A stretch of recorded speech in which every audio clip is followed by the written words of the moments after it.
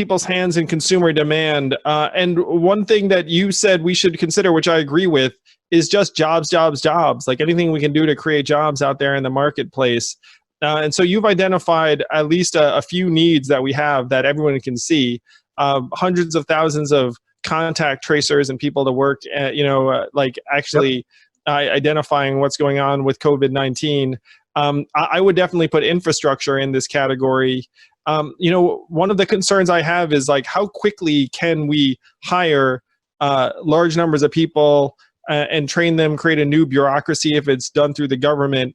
Like, because like you said, speed is of the essence, but I agree with you wholeheartedly that we have to essentially do everything we can to drag more people into the workforce and solve some of the problems that we can see in front of us. Yeah, because that's the key. When you do it for solving problems, I'm not saying dig a hole, fill a hole, right? That accomplishes nothing, but we have programs like AmeriCorps, right? There's 40% of the population I read either has a vulnerability to COVID or is in the elderly demographic, right? So there are 40% of the population that's going to need help in one manner or the other as we get through this.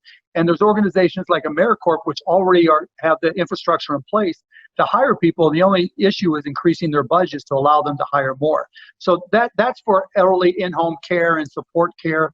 And I think that's critically important because you saw what happened in New York, right? There was something that came out that said, boy, I'm Mr. Statistics today. I don't know why, but 60%. It's because you're talking to Andrew Yang, the math guy. It's like I rub off on you, Mark.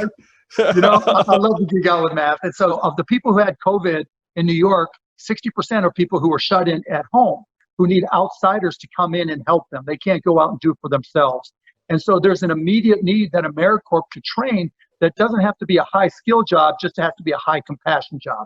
And you can create across the country, you can create millions of those, and that's a productive job that enhances the economy and really provides support. Same with tracking and tracing.